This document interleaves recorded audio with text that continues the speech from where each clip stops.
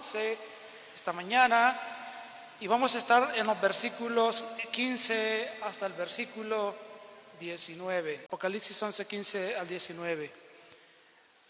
Tocó el séptimo ángel su trompeta y en el cielo resonaron fuertes voces que decían: el reino del mundo ha pasado a ser de nuestro Señor y de su Cristo, y reinará por los siglos de los siglos.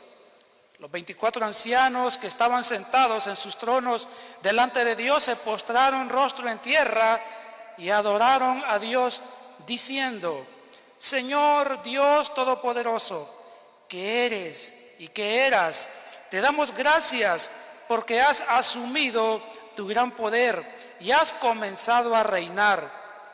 Las naciones se han enfurecido, pero ha llegado tu castigo, el momento de juzgar a los muertos y de recompensar a tus siervos, los profetas, a tus santos y a los que temen tu nombre, sean grandes o pequeños, y de destruir a los que destruyen la tierra. Entonces se abrió en el cielo el templo de Dios. Ahí se vio el arca de su pacto, y hubo relámpagos, estruendos, truenos, un terremoto y una fuerte granizada. Lo 1 al versículo 14, que ya lo vimos. En el día final, Dios va a enviar dos testigos que van a profetizar por 3 años y medio, van a estar protegidos por Dios, poderes sobrenaturales en ellos, que nadie podrá quitarle la vida a estos dos profetas durante 3 años y medio. Al final de los 3 años y medio, cuando cumplen su misión profética de anunciar el mensaje de Dios, los juicios de Dios, entonces Dios permite que esos dos testigos puedan morir y son matados por el anticristo. Pero al tercer día, estos dos profetas que han estado sus cuerpos muertos en la plaza de la gran ciudad que es Jerusalén, entonces dice el texto que Dios a los 3 días y medio los resucitará y los hará subir al cielo.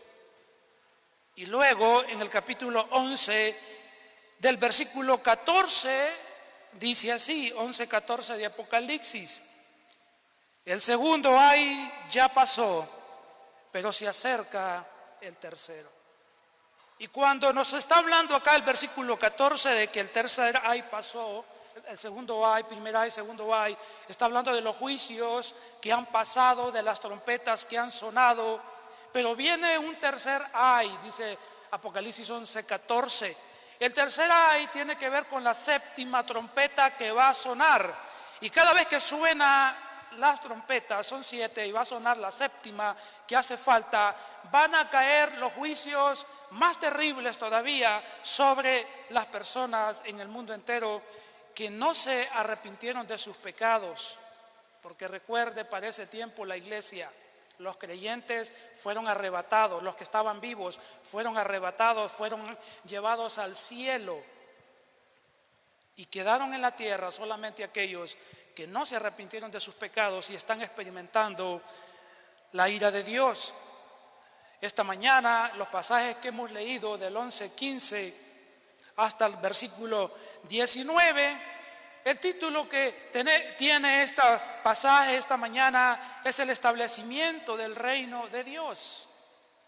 El establecimiento del reino de Dios, y en Apocalipsis 11:15 hasta el versículo 19, Dios nos revela de manera general los acontecimientos de la segunda venida de Cristo, para que esperemos con fe el establecimiento de su reino. Repito, en Apocalipsis 11:15 al 19, Dios nos revela de manera general los acontecimientos de la segunda venida de Cristo, para que esperemos con fe el establecimiento de su reino. Y encontramos entonces en Apocalipsis 11:15 hasta el versículo 19, lo que vamos a ver ahí es: Dios revela la consumación del regreso de Cristo. Dios revela la consumación del regreso de Cristo. Apocalipsis 11:15 al 19.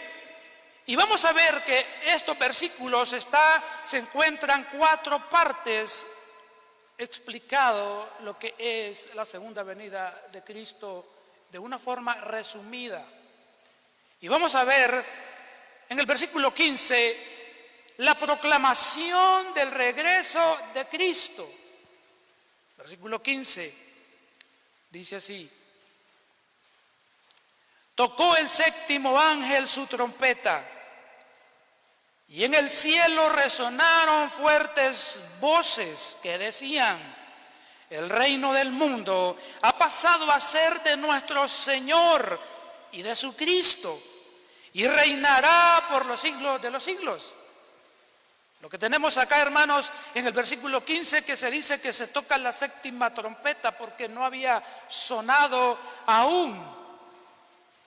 Y encontramos acá entonces que esta séptima trompeta va a traer lo que es la manifestación de los últimos juicios de Dios, que son más terribles que los que han caído hasta ese momento. Este juicio fue anunciado también en el capítulo 10 y en el versículo 10 por un ángel poderoso que descendió, mencionado en Apocalipsis 10 y en el versículo 7. Estos juicios de la séptima trompeta se le conocen como los juicios de las 7 copas de la ira de Dios. Faltan todavía esos juicios que son más terribles que los que han caído. Las 7 copas son la consumación de los juicios de la ira de Dios y del Cordero sobre toda la humanidad que se encuentra en ese momento, que no se arrepintió de sus pecados. La séptima trompeta que suena en el versículo 15 está encaminando a la consumación del gran día de la ira de Dios, de la derrota total de todos los enemigos de Dios, de la derrota del anticristo, un ser malvado que va a venir al mundo usurpando el lugar de Cristo, engañando a las naciones. En ese día que se toca la séptima trompeta, se está anunciando también la derrota y la muerte de lo que es el falso profeta. Hoy hay un montón de falsos profetas, pero se va a levantar el más grande falso profeta en el día final, engañando a las naciones para que adoren al anticristo. Y también en el día final, Dios va a derrotar a Satanás. Cuando suene la séptima trompeta, trae las 7 copas, y las 7 copas nos está diciendo que todo esto va a suceder, y al final se va a establecer el reino de Dios sobre toda la tierra. Y es en respuesta a Mateo capítulo 6 y versículo 10, donde dice: venga tu reino y hágase tu voluntad en la tierra como en los cielos.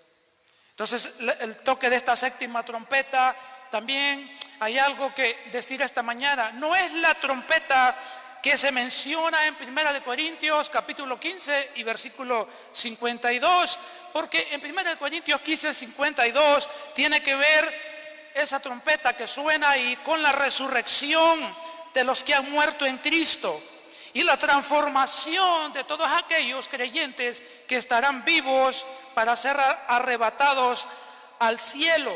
La séptima trompeta que está sonando en Apocalipsis 11, 15 es para traer un prolongado tiempo de intensos juicios sobre todas las personas que no se arrepintieron de sus pecados.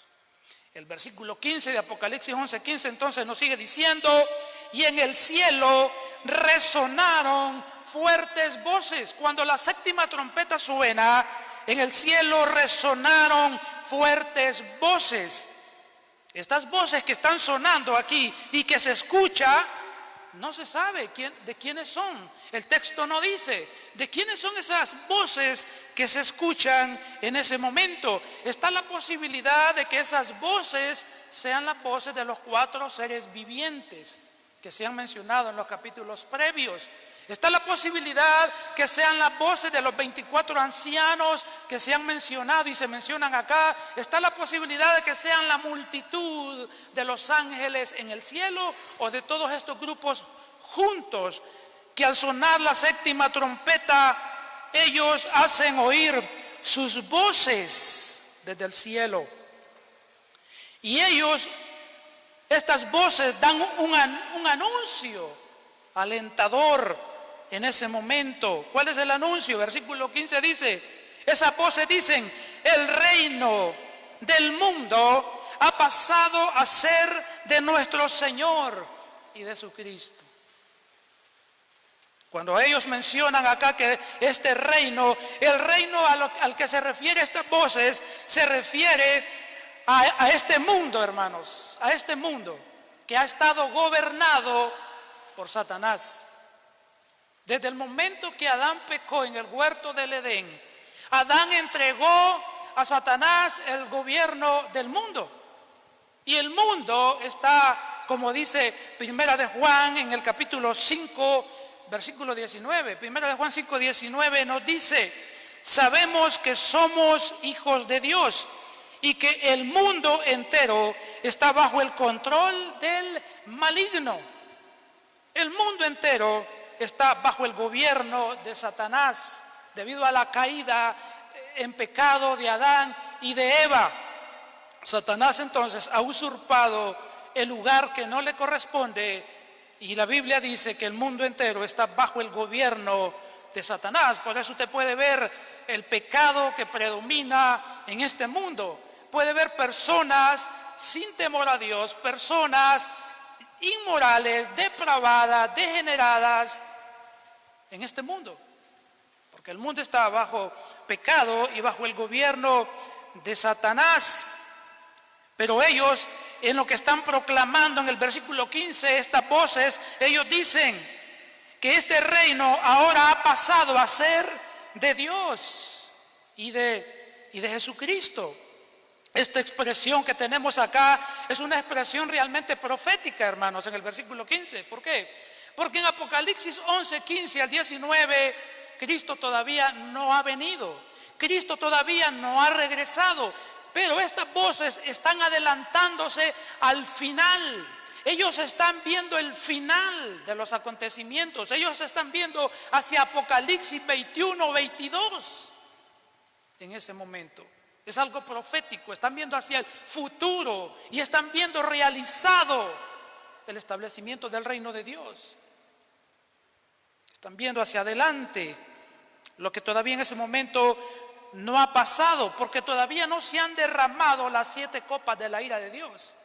Todavía no ha pasado lo que dice Apocalipsis 20, el juicio de todas las personas que no se arrepintieron del pecado.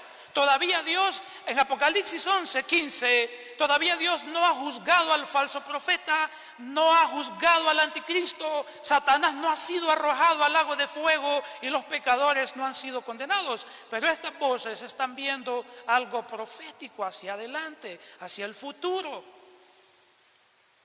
Y están diciéndonos lo que sucederá, que Dios establecerá su reino, que Dios va a retomar el gobierno del mundo. Es algo que ya estaba profetizado desde el Antiguo Testamento, que Dios va a tomar nuevamente el gobierno de todo el mundo, porque a Dios le pertenece.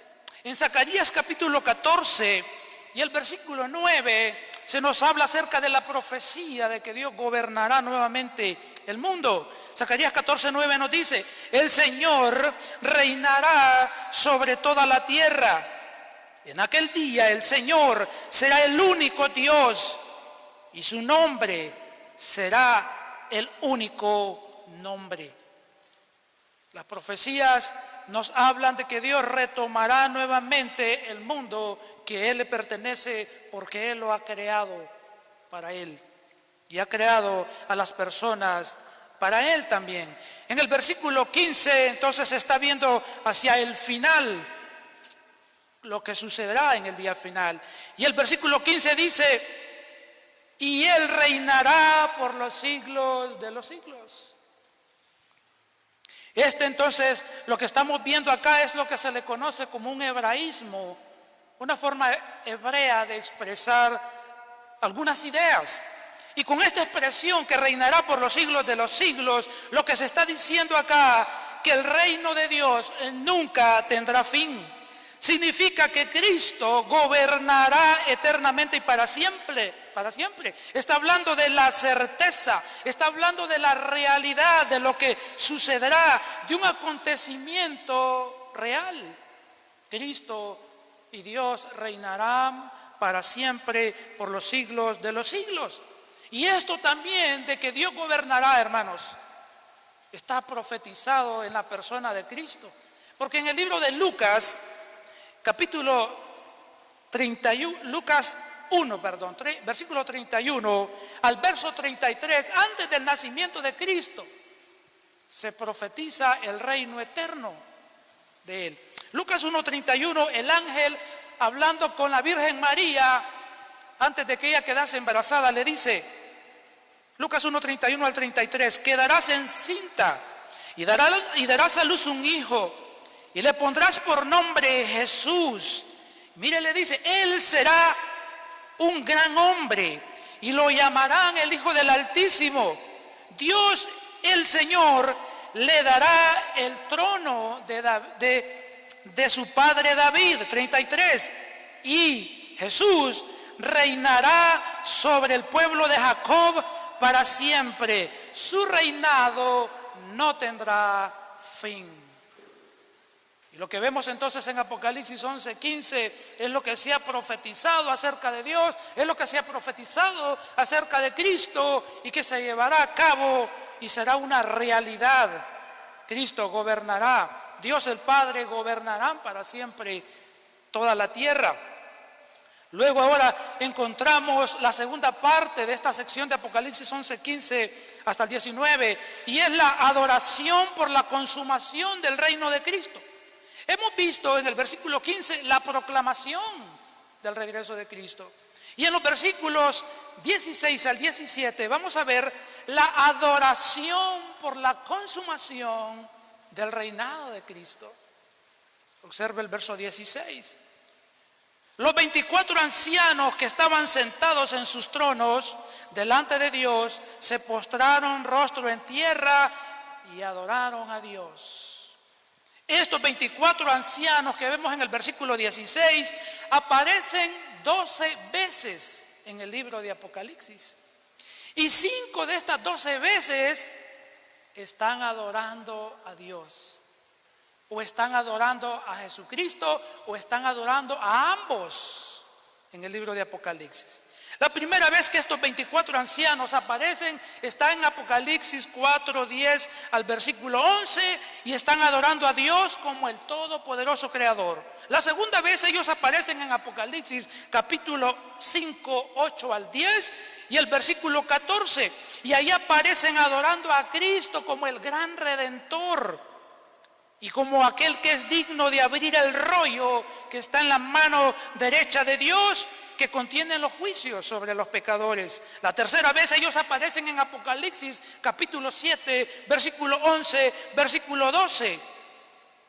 Y ahí aparecen adorando a Dios y a Jesucristo, porque a ellos pertenece la salvación de los elegidos.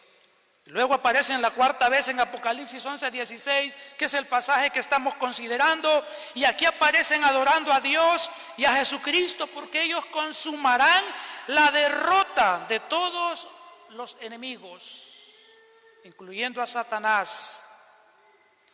Y la última vez ellos aparecen en Apocalipsis 19, en el versículo 4, adorando a Dios porque Dios hará venganza a sus elegidos. Aparecen 12 veces y 5 de las 12 están adorando a Dios o a Cristo o a ambos. Estos 24 ancianos, hermanos, adorando a Cristo o al Padre o a ambos, ¿qué representan? Ellos representan a la iglesia. Ellos simbolizan la iglesia que ha sido arrebatada y que está en el cielo. Ellos representan a la iglesia que ha sido glorificada, que adora a Dios y que adora a Jesucristo. Y estos 24 ancianos, en el versículo 16 se dice que estaban ¿cómo?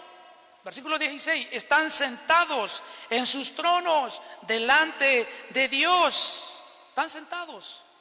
Pero dice el versículo que pero al anuncio del regreso de Cristo y del establecimiento del reino de Cristo, en el versículo 15, ahora en el versículo 16, se levantan de sus tronos y se postran rostro a tierra. Es decir, que ellos se arrodillan al escuchar el pronto regreso de Cristo, el establecimiento del reino eterno de Cristo. Se levantan de sus tronos, se arrodillan en dirección a Dios y del Cordero y lo adoran, tocando con sus frentes el suelo. Se arrodillan los 24 ancianos adorando a Dios y a Jesucristo. Que estos 24 ancianos toman esta actitud nos debe recordar a nosotros algo en cuanto a nuestra adoración a Dios. Ya sea que nosotros estemos aquí, hermanos, adorando a Dios acá como pueblo, como iglesia, el domingo, en la mañana o el día que usted viene, nosotros necesitamos tener una actitud correcta delante de Dios. Ya sea que usted está en su casa, en su tiempo de adoración, de oración, usted tiene que estar consciente delante de quién está. Usted está delante del ser más santo, puro y limpio que existe. Usted está delante del ser más precioso, maravilloso que usted jamás va a conocer. Se debe tener entonces, hermanos, una actitud correcta de adoración cristiana, ya sea en la iglesia o nuestra adoración personal. Debemos tener una actitud reverente ante el Señor. Cuando estamos reunidos como iglesia y cantamos a Dios y adoramos a Dios, su actitud debe ser reverencia. Porque estamos adorando, porque estamos cantando, porque estamos exaltando a Dios. Y no importa si en el momento de la adoración usted levanta sus manos y lo hace voluntariamente, sin coacción de nadie. Usted puede levantar sus manos si quiere, sin que nadie le coaccione desde arriba. Levante su mano, salte, brinque y todas esas cosas. No. Si usted ahí, en el momento de la oración, siente en su corazón levantar sus manos a Dios, hágalo en adoración, voluntariamente. Ya sea que usted cierre sus ojos en el momento de la adoración, hágalo. Ya sea que se ponga de rodillas, pero usted tiene que estar consciente delante de quién está. Está delante de Dios. Y los 24 ancianos nos muestran, es la iglesia, recuerde, arrebatada en el cielo, representan adorando reverentemente a Dios y al Cordero. La Biblia nos enseña un ejemplo del apóstol Pedro al ver el poder de Cristo, Pedro, y al estar consciente en ese momento quién era Cristo. La Biblia dice que Pedro cayó de rodillas ante él. Lucas capítulo 5 y en el versículo 8 nos habla de la pesca milagrosa. Cristo hizo un milagro, Pedro y los que con él estaban no habían pescado nada y Cristo hizo un milagro en ese momento y una gran pesca hubo por el poder de Cristo. Y dice Lucas 5:8. Al ver esto, Simón Pedro cayó de rodillas delante de Jesús y le dijo: apártate de mí, soy un pecador. Cuando usted está consciente quién es Jesús, quién es Él, no hay otra reacción más correcta, más apropiada que estar de rodillas ante Él. Amén. Nosotros podemos ponernos de pie delante de cualquier persona, pero de rodillas solo ante Cristo. Amén. Solo ante Él. Por lo que Él es y por quién es Él. Él es Dios hombre. Él es Dios encarnado. Él es nuestro Redentor, nuestro Salvador, nuestro gran Dios y digno de reverencia en todo tiempo. Percibir la santidad de Dios y de Cristo nos ayudará a estar conscientes para tener una actitud reverente como la de los 24 ancianos, no solo en el culto, no solo en la vida privada de oración, sino en todo lo que usted haga. Usted vive 24 horas delante de Dios, en el trabajo, en el bus, cuando va de camino, donde está, donde esté. Debe vivir consciente que está delante de Dios, de un Dios santo. Y su vida debe ser adoración 24 horas para Él. Sus palabras, sus pensamientos, su trabajo secular debe hacerlo como para el Señor, dice la Escritura, adorándole y exaltándole, que Él sea glorificado en todo ello. Apocalipsis 11:17 nos dice algo más de los 24 ancianos. Versículo 17 dice, Lucas 11:17, ellos dijeron: Señor Dios Todopoderoso, que eres y que eras, te damos gracias, porque has asumido tu gran poder y has comenzado a reinar. La adoración de los 24 ancianos no solo hubo una actitud corporal, sino también que hubo una actitud verbal, sus palabras. Había gratitud a Dios en ellos. ¿Y por qué están agradecidos? Ellos están agradecidos por la inauguración del reino de Cristo y por la victoria definitiva sobre todos los enemigos del pueblo de Dios. Esta corta expresión verbal de estos 24 ancianos expresan tres títulos divinos de Dios. Ellos dicen lo primero, dicen ellos así: Señor. Esa palabra tiene gran contenido. Cuando ellos dicen Señor, lo que ellos están haciendo acá es expresando lo siguiente. La palabra Señor significa que Él es el dueño de todo. La palabra Señor significa que Él es el dueño, que Él ejerce dominio universal sobre todas las cosas. Significa que Él es el Rey de Reyes, significa que Él es el soberano, el Rey soberano. Pero no solo le dicen Señor, ellos le dicen Dios, usan otra palabra. Esa palabra Dios acá, por el contexto en la que se encuentra, da a entender que Dios es el creador de los cielos y la tierra. Y usan otra palabra ahí: Todopoderoso, 3 palabras: Señor, Dios, y luego dicen Todopoderoso. Esa palabra acá indica que Dios tiene todo poder, que para Dios no hay nada imposible, que nada se puede resistir a su poder y nada puede librarse de su poder. Todopoderoso.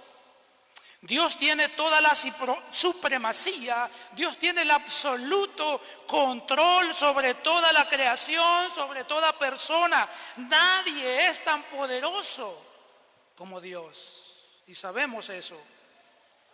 No hay nadie que pueda hacerle frente, ni Satanás, ni el anticristo, ni el falso profeta, ni las personas que son millones y millones unidas podrán hacerle frente a Él. Él es el Dios Todopoderoso. Y ellos lo están alabando y exaltando de esta forma.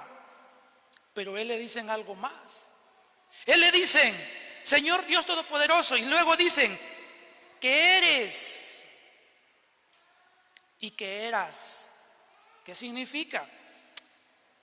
Ellos expresan con estas palabras la eternidad de Dios.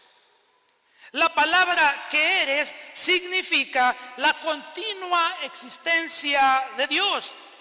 Y que eras significa que Dios, hermanos, no tuvo comienzo en su existencia. Por tanto, Él nunca dejará de existir. Él está hablando de su eternidad. Dios no tuvo comienzo de vida, Él siempre ha existido. No tendrá fin de vida, Él es eterno. Siempre ha existido. Y en este libro se nos ha expresado ya varias veces lo que es la eternidad de Dios. Se habló de la eternidad de Dios en el capítulo 1, versículo 4. Se habló de esta eternidad de Dios en el versículo 8 del capítulo 1. Se habló también de la eternidad de Dios en el capítulo 4 y versículo 8.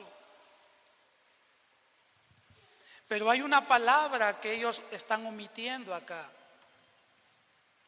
Y es interesante notarlo. En el capítulo 4 vamos a leer de Apocalipsis 4:8. Observe cuidadosamente qué palabra ellos omitieron en el capítulo 11, versículo 17. Apocalipsis 4:8, observe. Aquí están los 4 seres vivientes adorando a Dios. Y dice, cada uno de ellos tenían 6 alas y estaba cubierto de ojos por encima, por debajo de las alas, y día y noche repetían sin cesar, Santo, Santo, Santo. Y acá observe la oración final. Es el Señor, aquí se parece, es el Señor Dios Todopoderoso, el que era, el que es y el que ha de venir. Hay una palabra que se incluye en cuanto a la eternidad de Dios en el capítulo 1, versículo 4, versículo 8 y capítulo 4, versículo 8. ¿Cuál es la palabra o la expresión que está ahí? Que ha de venir. Los ancianos en el capítulo 11, versículo 17, han omitido la expresión y que ha de venir. ¿Por qué? Porque antes que suceda, ven todo el plan de Dios culminado. Ellos ven al anticristo, al falso profeta, a Satanás y a todos los pecadores. Ellos los ven ya juzgados y lanzados en el lago de fuego. Ellos ven a Cristo reinando. Por eso omiten que ha de venir, porque ellos ya lo ven reinando, gobernando. Y todo pecador y toda la maldad ha sido eliminada. Y por eso es que ellos dicen en el versículo 7, te damos gracias, te damos gracias. ¿Por qué le dan gracias? Versículo 17, porque has asumido tu gran poder y has comenzado a reinar, le dan gracias a Dios y a Cristo, porque ellos dicen, has comenzado a reinar. Pero recuerde, no han pasado las 7 copas todavía, falta. Y hasta el capítulo 21-22 es que sucede lo que ellos están describiendo. Pero lo ven adelantado y ven finalizado y ven establecido el reino de Dios. Y nos dan un adelanto de lo que es el establecimiento del reino de Dios en la tierra. En el versículo 17, porque has asumido tu gran poder y has comenzado a reinar, es la razón de la alabanza, de este agradecimiento a Dios. Ellos están agradecidos porque Dios llevará a cabo su plan y su gobierno se establecerá, se consumará en el futuro. Y como alguien dijo por ahí, ellos ven la película terminada. Ellos ya conocen el final de la película o de los acontecimientos finales. Y anticipadamente están dando gloria a Dios, aunque esto todavía no se ha llevado a cabo. Pero observe ahora versículo 18, vamos a ver la tercera parte de esta sección y es la actividad judicial relacionada al regreso de Cristo. Versículo 18. ¿Cuál es la reacción acá? Observe, las naciones se han enfurecido, pero ha llegado tu castigo, el momento de juzgar a los muertos y de recompensar a tus siervos los profetas, a tus santos y a los que temen tu nombre, sean grandes o pequeños, y de destruir a los que destruyen la tierra. Aquí vemos la actividad judicial relacionada al regreso de Cristo. Esto que vemos en el versículo 18, hermanos, es el cumplimiento del Salmo 2. Salmo 2, donde las naciones se enfurecen por la venida de Cristo, porque Cristo viene a reinar, porque Cristo viene a gobernar el mundo. Y dice el versículo 18, Apocalipsis 11, 18, las naciones se han enfurecido. El enojo de las naciones es en contra de Dios. El enojo de las naciones es en contra de Cristo, que viene a tomar posesión de lo que por derecho le pertenece. ¿Qué le pertenece? El mundo, el universo. Y el Salmo 2, esto es cumplimiento del Salmo 2, todo el Salmo, pero vamos a leer los primeros 3 versículos del Salmo 2. Dice así, Salmo 2, 1 al 3. ¿Por qué se sublevan las naciones y en vano conspiran los pueblos? Los reyes de la tierra se rebelan, los gobernantes se confabulan ¿contra quién? Contra el Señor, o sea, Dios, y contra su ungido, o sea, Cristo. Y dicen, hagamos pedazos sus cadenas, librémonos de su yugo. Apocalipsis 11, 18 está haciendo referencia al Salmo 2. El mundo estará airado y enojado porque Cristo viene a tomar posesión del mundo entero. Y el versículo 18, literalmente la expresión que tenemos acá, pero ha llegado tu castigo. Literalmente es, pero ha llegado tu ira, hablando de Dios. El mundo se ha enfurecido, pero ha llegado tu ira.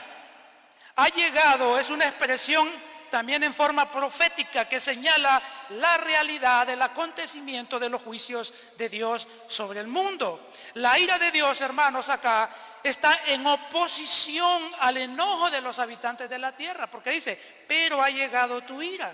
Eso es literalmente, es una oposición. ¿Por qué? Porque la ira de Dios es infinita, pero la ira de los seres humanos es vil, es limitada, es pecaminosa. La ira de Dios está bajo su infinita sabiduría y poder y dominio propio.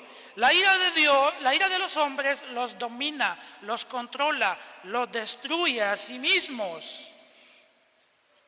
La ira de Dios, hermanos, destruirá la rebelión de los hombres. La ira de los hombres no puede hacer nada para dañar a Dios ni a Jesucristo.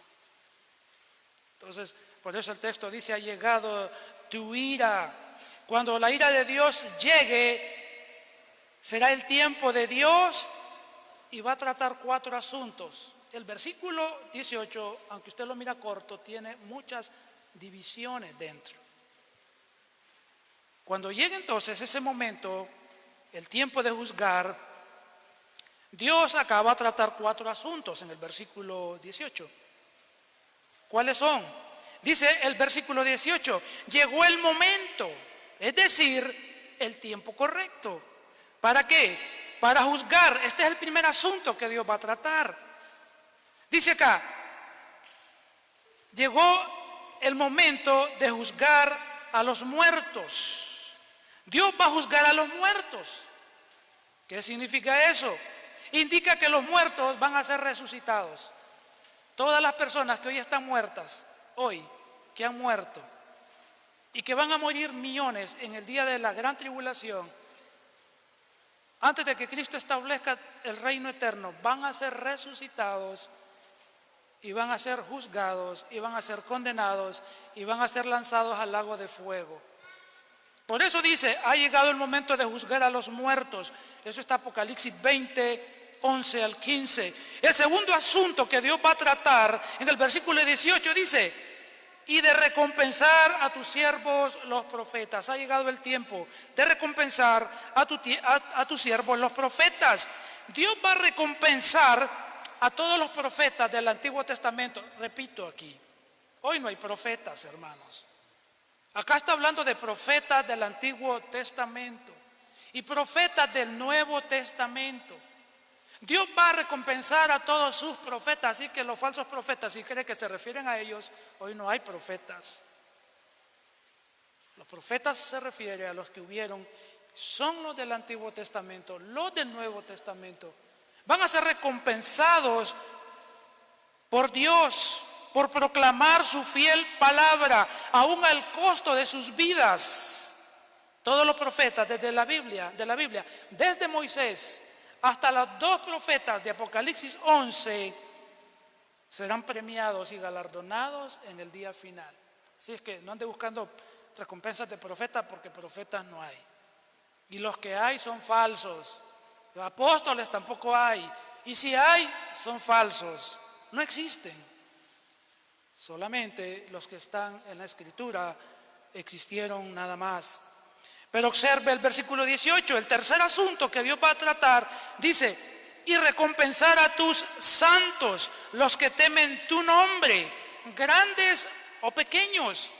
Lo que significa es que Dios va a recompensar a los santos que temen su nombre. ¿Quiénes son los santos? No son los que están en un nicho y le prenden candelitas y la gente le ora. No se está refiriendo a esos.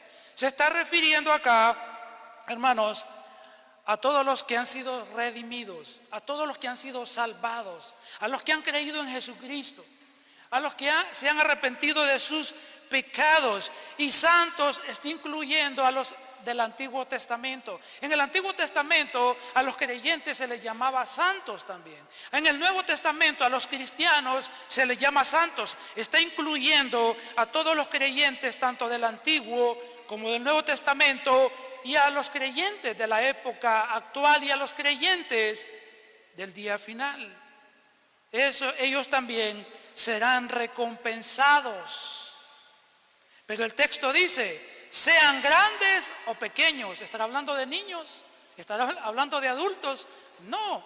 Cuando dice que sean grandes o pequeños, los pequeños, hermanos, acá se refiere a aquellos creyentes que nadie conoció su trabajo para Dios, aquellos que nadie valoró su servicio a Dios. Y los grandes se refiere a aquellos creyentes que fueron conocidos, muy conocidos. Son aquellos que fueron muy admirados, que fueron respetados. A eso se refiere a los grandes, por su servicio a Dios, grandes o pequeños. Ninguno de los siervos de Dios quedará sin ser recompensados por su servicio. Yo le pregunto esta mañana: ¿va a recibir usted alguna recompensa en el día final? ¿Para quién es la recompensa? ¿Para quiénes son los premios? ¿Para quiénes van a ser los galardones? Para los que sirven al Señor, para los que están activos sirviendo al Señor. Si usted está sirviendo con sus dones espirituales, talentos, destrezas, se están sirviendo los unos a los otros de acuerdo a sus dones, están sirviendo al Señor llevando el evangelio de las buenas nuevas, están edificando a nuevos creyentes. Si están haciendo la obra de Dios, ¿qué cree usted? Usted va a ser recompensado, por muy sencilla que sea su labor. Así que, hermanos, yo le animo a que sirva a Dios. No sirve para nada no servir en nada.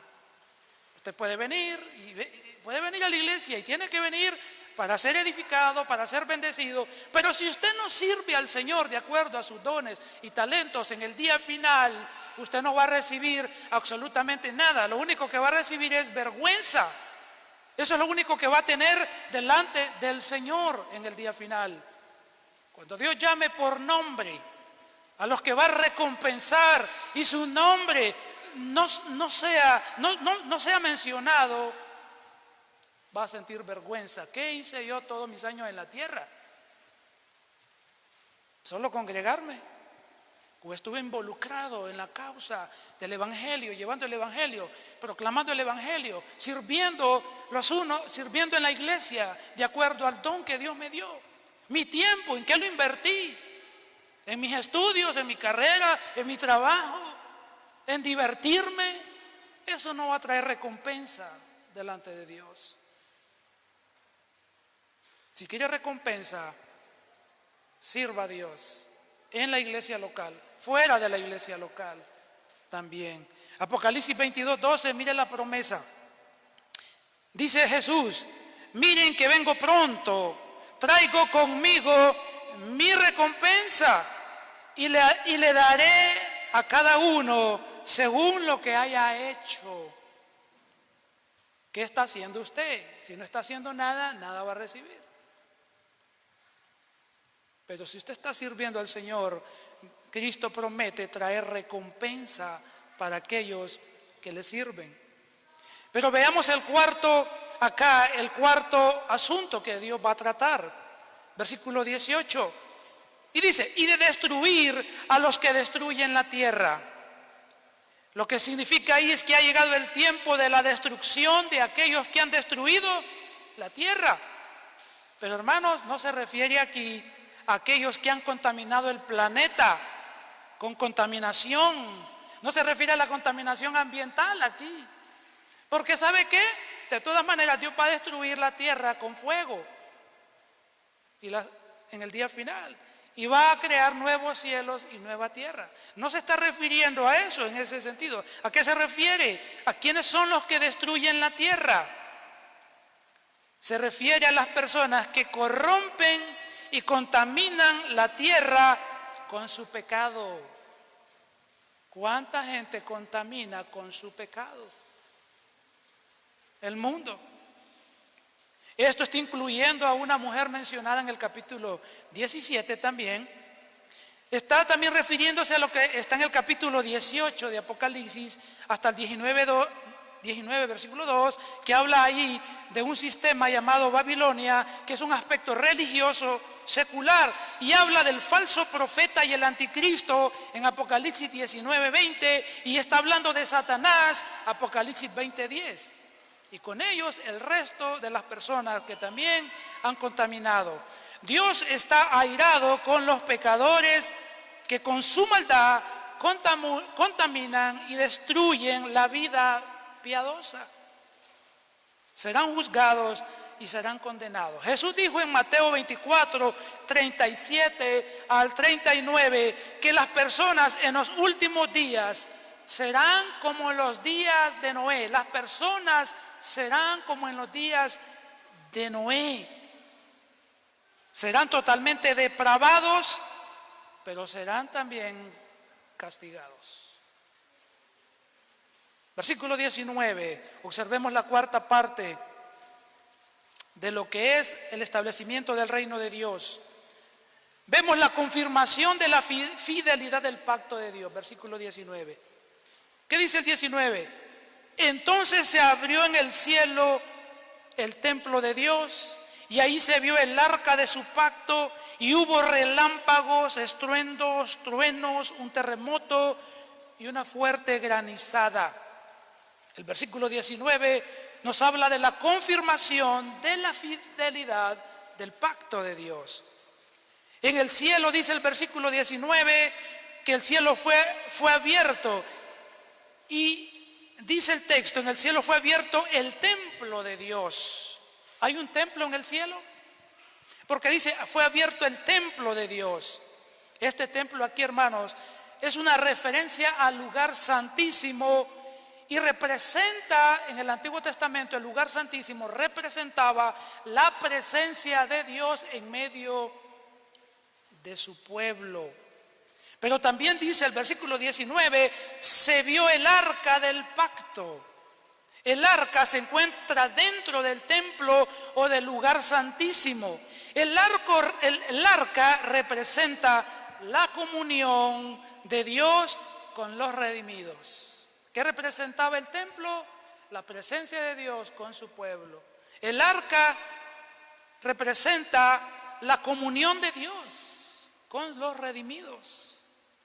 La Biblia nos dice que en el Antiguo Testamento, desde el arca del pacto, Dios se comunicaba con Moisés. Desde ahí Dios le hablaba a Moisés. Eso está en Números 7, 89.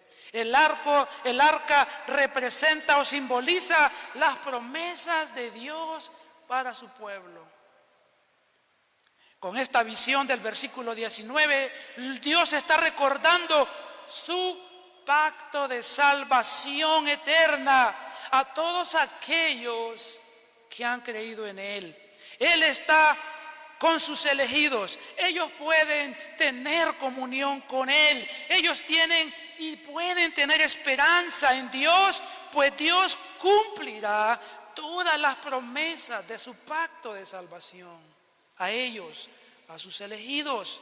Aún en medio de la ira del juicio de Dios en ese tiempo sobre los pecadores que no se han arrepentido, Dios está con su pueblo, los que han creído en Cristo, en medio de la gran tribulación. Los juicios de Dios, la ira de Dios no es para ellos. Dios les está diciendo con esa manifestación a aquellos que han creído en Él en ese tiempo: yo estoy con ustedes.